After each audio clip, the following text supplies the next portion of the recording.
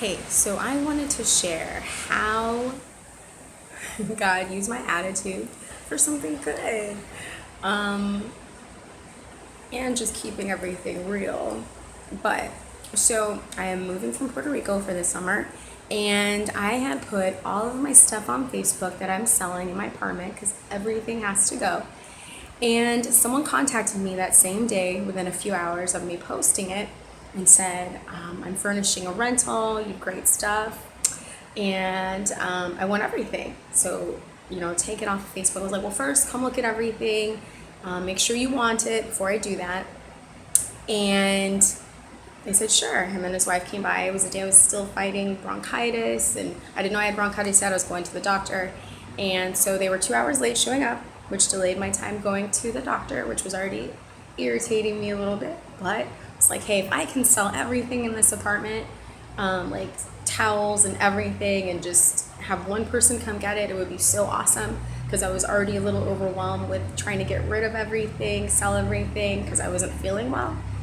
And so they came by, of course, I was giving them a sweet deal, like the sweetest deal ever.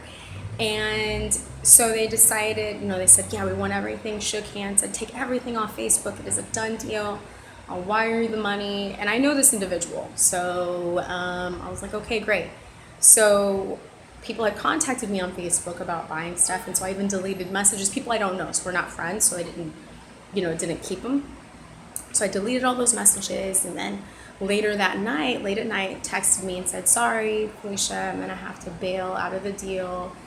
And I was so annoyed because I'd missed out on these opportunities with other people that had contacted me and had taken it off Facebook or said that everything had sold.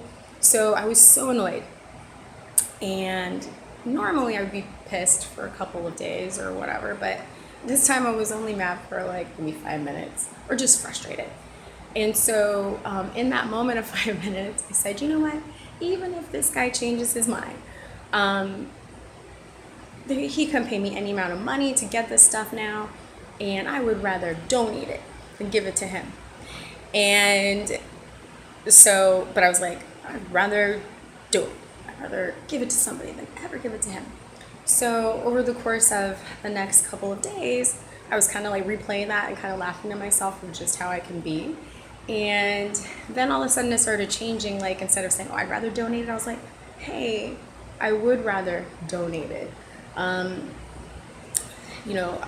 Being in Puerto Rico through Hurricane Maria, so many people have lost so much stuff. Like, I mean, it's endless of who could use it. So I was like, you know what, God, I would rather donate it. My couch and my bedroom set and all the big stuff to someone that needs it, that has lost everything from Hurricane Maria. And so I contacted my friend Frank, and of course he had someone just the day before where they had to remove everything in her house because of rat droppings, everything had to go, everything, because everything was contaminated with the leptospirosis. So he already sent me a picture of who it's going to, all my stuff. So it's just crazy. I don't know, because while I'm not financially bad off, selling my stuff would help me get stuff where I'm going to on the next adventure.